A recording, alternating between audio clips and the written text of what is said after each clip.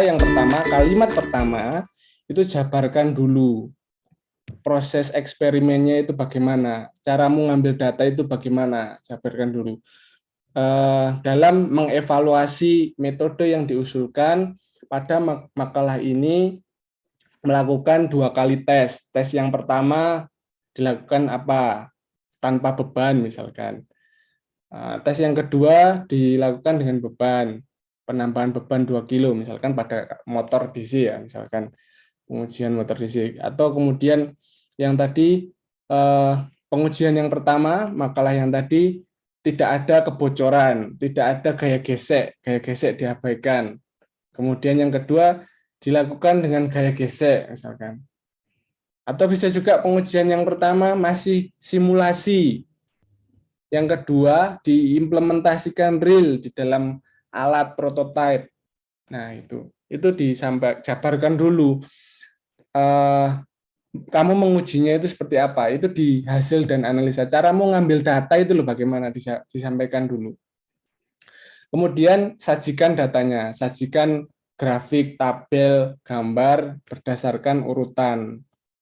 Urutan pengujian bisa. Kemarin Pak Farud menyarankan urutan berdasarkan urutan metode bisa, karena misalkan satu metode sudah dapat hasil, terus satu tahapan metode ya, di metode sudah dapat hasil, misalkan program dapat sensornya, nilai sensornya sudah diprogram, dapat sensornya diuji, dapat akurat tidak, kalibrasinya bagus, itu kan urutan pertama itu. Kemudian bisa kontrolnya bagaimana responnya setelah metodenya implementasi, kontrolnya apakah lebih bagus atau tidak. Nah, itu jabarkan di hasil dan analisa pada bagian naskah publikasi kalian. Kemudian seperti yang dilakukan Pak Faruk kemarin, beri narasi.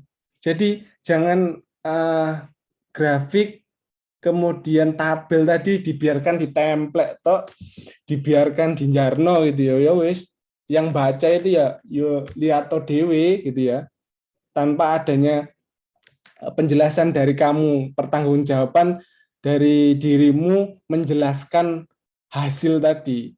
Jadi harus dinarasikan, diinterpretasi terhadap trennya. Kemarin sudah disampaikan cara apa ya, cara menginterpretasi data dari tren sebuah kampus, misalkan kemarin kelulusan sebuah kampus, bukan lagi mengulang nilai-nilai yang ada pada data, bukan lagi gitu ya, trennya apa di data itu gitu ya, sampaikan. Kemudian setelah itu analisa tren tadi sebabnya apa gitu ya, misalkan kenapa kok banyak kemarin ya, kalau kemarin yang ikut kemarin, kenapa kok banyak wanita yang lulus gitu ya dibandingkan dengan pria, kenapa kok semua kota seperti itu, dianalisa gitu ya, dari risetmu itu dianalisa, jangan hanya diulang, tampilkan tren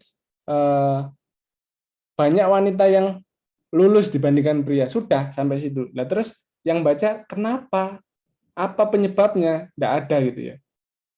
Nah tanggung jawab sebagai penulis ya berikan analisa gitu ya pada hal itu gitu ya. Nah kemudian karena tadi misalkan eksperimennya banyak, bagian akhir diberi diskusi ya, dari banyak pengujian tadi, eksperimen tadi, bagian akhir bagaimana gitu ya, buat analisa untuk menghubungkan hasil akhirnya itu bagaimana dari banyak tes tadi. Nah, sebagai contoh ini, sebagai contoh, sampaikan di bab awal itu penjelasan eksperimennya dulu disampaikan, jabarkan tahapan pengujian. Pada bab ini, metode yang diusulkan dites dengan cara membandingkan dengan algoritma yang lain. Kemudian cantumkan parameternya. Seperti apa ketika menguji parameternya. Kemudian ini menggunakan 7 parameter yang sama di masing-masing metode gitu ya. Tampilkan cara pengujian eksperimen ngambil data itu, tampilkan gitu ya. Nah, kemudian contoh lain ini, tampilkan dulu mengujinya pakai apa. Ini hidroliknya, parameternya ngambil dari datasheet. Kemudian itu hanya single root. Jadi hidroliknya hanya satu batang dan dua batang yang actionnya bersamaan misalkan. Jadi disampaikan, kemudian berapa kapasitas hidroliknya, tekanannya, 10 bar, dan seterusnya. Pengujiannya disampaikan parameternya. Nah, nih, disampaikan juga ini, bahwa misalkan ini ada 2 tahap pengujian. Keduanya dilakukan secara simulasi dan eksperimen. Ada simulasi dan ada eksperimen secara real di prototipenya dengan metode yang diusulkan dan dibandingkan dengan metode yang lain. Nah, sampaikan dulu. Kadang-kadang yang sering saya temui ketika mereview makalah mahasiswa, begitu judul subbab hasil dan analisa langsung ditempel saja grafik tanpa ada narasi di awal seperti ini. Bagaimana dia mendapatkan grafik itu? Tiba-tiba langsung ditempel grafik. Tidak boleh, langsung dijabarkan dulu bagaimana cara eksperimennya. Nah, berikutnya, sebelum muncul grafik diberi narasi. Gambar 5 dan 6 menunjukkan hasil simulasi dan hasil eksperimen dari metode yang diusulkan, yaitu SMC, kemudian PID, dan seterusnya. Fuzzy PID dan PID. Nah, trennya apa? Jabarkan. Nah, kemudian dilihat grafiknya. Seperti Pak Faruk kemarin juga sudah sampaikan, ada legend, ini legendnya. Garis yang lurus itu reference, garis yang warna sedikit lebih pekat PID tanpa adanya friction. Jadi efek friksinya diabaikan dulu. Terus yang ada putus-putus PID, efek frictionnya ditambahkan, ada efek frictionnya. Nah itu tadi kan pengujiannya fokus pada masalah. Masalahnya tadi non-linear, adanya friksi, dan kebocoran. Hasilnya pun sama, disajikan sesuai urutan. Bagaimana kalau ada friksi, bagaimana tidak ada friksi. Bagaimana kalau ada leakage atau kebocoran dan adanya leakage. Urut, tampilkan ini pertama. Nah, ini lengkap, ada time, ada keterangan aksis X dan Y-nya ada, apa nilai X, apa nilai Y-nya ada. Kadang-kadang anak-anak ini kotak polos saja, nggak diberi keterangan seperti ini, kita nggak tahu iki gambar opo gitu ya. Sebagai orang yang nggak ikut penelitian, cuma membaca, nah itu bingung apa ini, data apa ini, gambar apa gitu ya. Satuannya apa? Nah, contohnya ini. Tak ada keterangan sama sekali, X-nya enggak ada. Enggak ada, kita bingung bacanya apa. Dan tidak ada narasi di sini. Tiba-tiba subbab, terus gambar. Nah, ini tidak boleh seperti ini dinarasikan pada gambar 4.3.1 merupakan diambil dari apa, ini gambar apa, diambil saat apa, pengujiannya bagaimana. Nah, kemudian beri trennya, bahwa itu dapat dilihat di gambar 5, kontribusi atau faktor kebocoran itu lebih kecil dibandingkan friksi. Nah, setelah diamati, efek dari kebocoran itu lebih kecil dibandingkan dengan gaya gesek. Nah, efek gaya gesek dari aktuator tadi. Nah, itu kan dilihat, tidak lagi mengulang seperti tadi. Pada detik kedua menunjukkan apa, pada detik pertama menunjukkan apa. Tidak seperti itu. Pada detik pertama menunjukkan poin 0,02. Interpretasikan datanya seperti apa, ya. Nah, kemudian dianalisa why-nya, penyebabnya apa, kok bisa seperti itu. Ini ada analisa.